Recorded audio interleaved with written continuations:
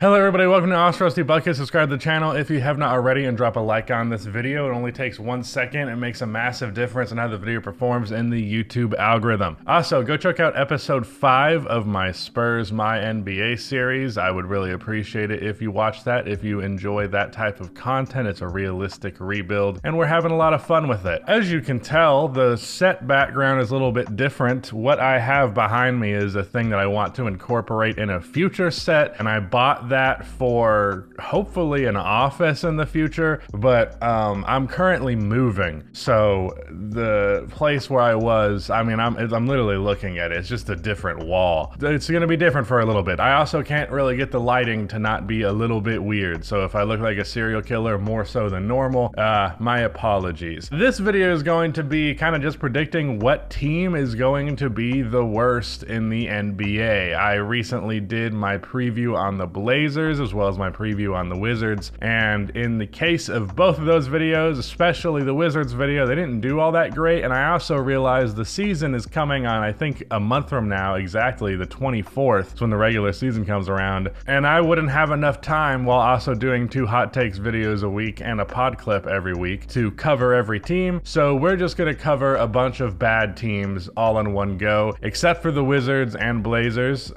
Those teams are obviously my bottom 2 teams, hence why they came first, but there are other teams that could potentially be worse than them for sure. In fact, after my Wizards preview, I was kind of looking at that roster as like, maybe they could be a little bit better than I give them credit for. With that said, let's go down this list. These are all the teams that will not be getting individual videos: the Houston Rockets, the Toronto Raptors, the Chicago Bulls, the San Antonio Spurs, the Utah Jazz, the Charlotte Hornets, the Orlando Magic, Brooklyn Nets, and Detroit Pistons. These are all teams that I expect to miss the playoffs. The Chicago Bulls in the East, I could see competing for a playoff spot. I don't want them to, but you know, if there's anything the Bulls are going to try to do, it's be exactly 500. But yeah, let's go down each of these teams. Starting off with the Detroit Pistons. The Pistons are a team that we've kind of been waiting on for a little bit now. I feel like for the last 2 seasons, we've had the let's see what happens with the Pistons. Now, to be fair, Cade Cunningham missed basically all of last season, so that wasn't really the right foot to start on for that, but I do believe that they still just don't quite have it yet. I do like a lot of the pieces on that team, especially Cade and Duren. I think Bogdanovich really fits what they're trying to do, at least in the short term, obviously. Jaden Ivey, I have mixed thoughts on, especially in regards to his fit with Cade Cunningham, because both of them are kind of questionable as outside threats. I don't think either of them are like inept, but I don't think I'm confident in either of them from outside either. Isaiah Stewart kind of has a weird fit here just because he's playing power forward when really he's definitely a 5. I don't like James Wiseman. Marvin Bagley I could take or leave, and there's not much else other than, of course, their rookie, the second Thompson twin. Or was he the first Thompson twin? I think he might be the first Thompson twin. I don't know, but a point forward from what I understand. Don't know much about rookies, as I always say, but I don't think they're going to be very good yet. I think they have a weird mix of players that don't fit amazing, and you're kind of just going to have to work out which pieces you're keeping and which pieces you're not to then take those guys and have them be the foundation of what you're building going forward. Right now, it's like there's a bunch of building materials, but they can't all be used to make a house.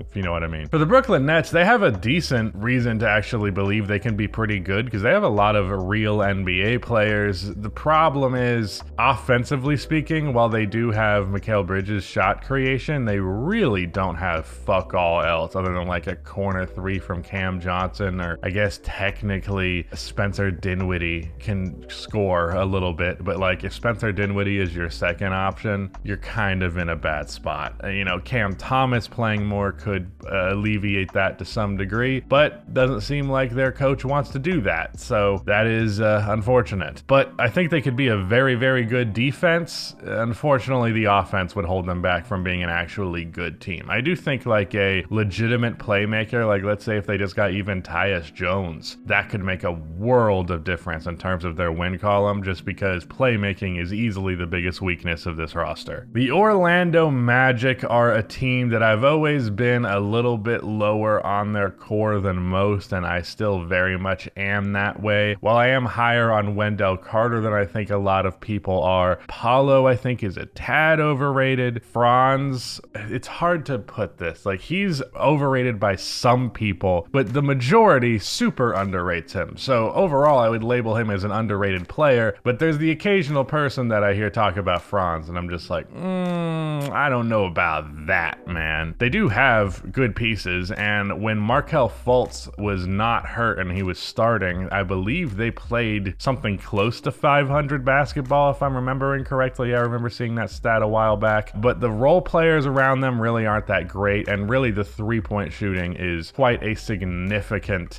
concern. If you're looking at that starting lineup, like Franz and Wendell are probably your best three-point shooting threats, and that's not good. That's not good at all. Overall, the shooting on that team ultimately I think will be their undoing. The Charlotte Hornets, they technically did get better thanks to Miles Bridges being there. I think Kelly Oubre is terrible, and losing him just makes them better just by him not being there. And if you get a full healthy season of LaMelo Ball, you know, when LaMelo has been healthy for the Hornets, they've played a lot closer to 500 basketball than not, by contrast to how absolutely dog shit they are without him. I don't hate Charlotte's roster, but I don't love it either. I'm hoping that Mark Williams will get a lot of opportunity this year and really prove to be one of the best young centers in the NBA, because what I saw of him, which a lot of it was in person, dude is a beast. The Utah Jazz are another team that I mentioned that if they actually turned the corner and were pretty competitive would not surprise me, because of course they were fairly competitive for a lot of last year until they decided to tank that because, well, you know, you can't really bank on Lauri Markkanen alone carrying your team to a championship, even if he did have one of the most efficient 25 point per game seasons of all time. But yeah, for the Jazz in general, I like a lot of that roster, and I have really liked the direction the front office has moved that team. You know, I feel as though a lot of the talent that they had established got replaced to a degree. Obviously, if it got replaced 1-to-1 and Rudy Gobert and Donovan Mitchell just had their equivalents already on the Jazz, then they would be a playoff team, because the Jazz were a dominant regular season team year after year. But I do like their rookie guard that they just got. He reminds me a lot of Donovan Mitchell. I've seen people suggest like he's replacing Donovan Mitchell and that Walker Kessler is replacing Rudy Gobert. Now, at least in the case of Walker, I've actually seen him play in an NBA setting, and I will say that Walker Kessler is definitely not as good as Rudy Gobert was. However, he as a rookie was probably like 70% as good as Rudy Gobert was for a late first round pick rookie contract, by contrast to, dear God, the money that Rudy Gobert makes. So yeah, I really like a lot of the pieces on this team. I love seeing Lauri Markkanen thrive. I really believe that that's the player that he is and will continue to be. So yeah, I like this Jazz team quite a bit. I just don't expect them to compete with the top 11 teams in the conference. I previously mentioned in the hot takes video that there are 11 teams in the West that could very, very much compete for a playoff spot. So that means there's going to be 3 teams that don't make it that I anticipate being better than them. So it's just unfortunate. The San Antonio Spurs are a team that I actually believe could be pretty freaking good if Victor Wembanyama hits. Now, I'm expecting Victor to hit on defense, no question. I would be pretty shocked if the Spurs were not a top 10 defense this year, basically off of the back of Wemby alone. At the very least, a top 10 defense when he is on the floor. When I got the privilege of seeing him in Summer League, he just completely made the paint a non-factor. Obviously, it's a Summer League team, but just his length and his ability to cover the floor, even if he's not even the fastest all the time, he still manages to recover whenever he makes a mistake. He's going to be a beast of a defensive player right out of the gate. Offensively speaking is where things are a little bit more questionable. He definitely has a lot of positive foundational things, but there's room for growth. There's room for trying to fit how he really works in an NBA offense, because he's just so weird. But the other players on that team, Trey Jones is good, Jeremy Sohan's good, Devin Vassell is very good. Keldon Johnson, I think, is definitely in the category of box score makes him appear way better than he actually is, and that's as someone who's a fan of Keldon Johnson. Let's be real. The dude's not like an all-star caliber guy, but he is a very positive offensive player. Maybe he has that potential, but he definitely hasn't been there yet. But I really like a lot of that roster, and I think, you know, they obviously have Greg Popovich at the helm, so that could allow them to be a lot better than they otherwise would be, especially if they're actually trying to be good now, because they obviously were not trying to be good last year. I like the Spurs quite a bit, and I do think they could potentially be in the conversation for a play-in spot. Oh man, am I glad I don't have to talk about the fucking Chicago Bulls in a full video, although I will say that the title of that video is going to be "The Bulls Are the Source of My Depression." That's not true. The chemical imbalance in my brain is. However, the Bulls definitely are not the fucking anecdote. I'll tell you the anecdote. They're bad, and I don't like them, and I hate them, and I don't want to talk about them. Fuck this team, fuck this front office. I'm not gonna say fuck the players because it's not their fault they're here. It seems like they'd rather not be. So just fuck everything about this franchise. The Toronto Raptors are a team that I have not really understood what they've been doing for the past couple of years, but at the bare minimum, I can say Fred VanVleet being gone, Pascal potentially being traded, OG probably immediately along with him. That would be good. It'd be nice to see them finally move on from that core, because they were just kind of desperately holding on to it the moment Kawhi left, and they got a couple of good years out of it, but to me it seemed as clear as day that it just was not going to last. And the Houston Rockets, I think, are probably going to end up being the best team of this field here, because they added a lot of veteran talent. Now don't get me wrong, I think Dylan Brooks is going to be a disaster, and I think he'll be out of the rotation by the end of the year, and hopefully out of the league soon after that. But other than that, Fred VanVleet, very good. Had a down year last year. However, I do think this new environment will do him well. Jalen Green is someone I'm expecting a big leap from.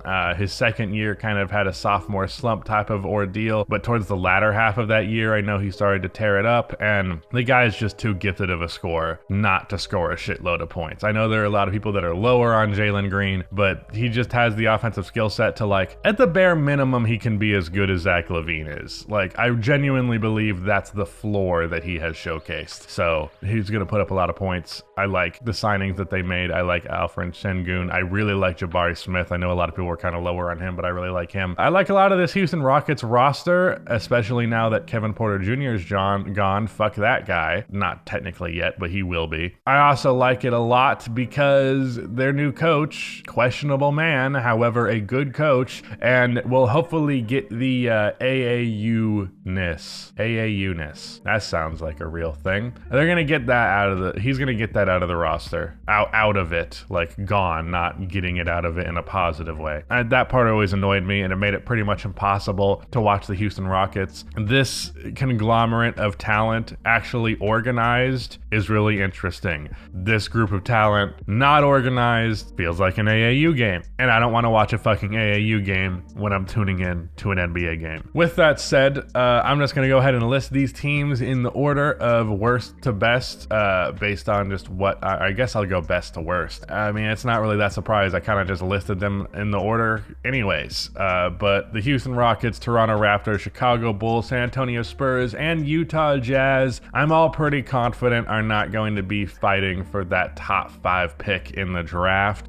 You know, potentially it goes that way, but they're not going to be really in that conversation unless they jump the lottery. Meanwhile, the Charlotte Hornets, Orlando Magic, Brooklyn Nets, Detroit Pistons, Washington Wizards, and Portland Trailblazers, I'm expecting them to be completely bad, and definitely maybe the Nets and the Magic could swing it another way. That one I could see, but basically everyone else, especially the Pistons, Wizards, and Blazers, that's probably going to be the top 3 in the lottery. That would be my guess. Obviously, there's a million different factors, and you can never knock these things down for sure. I'm sure my power rankings will look hilarious by the end of next year, as they often do when you make them, period. But I'd like to think that I put some decent thought into this, you know, at least 1 or 2. Shout out to Rudy for editing this video. Our next video is going to be the Indiana Pacers. They're going to be the first team that I talk about that can be a playoff team. But yeah, that's it. Shout out to Rudy for editing, and goodbye.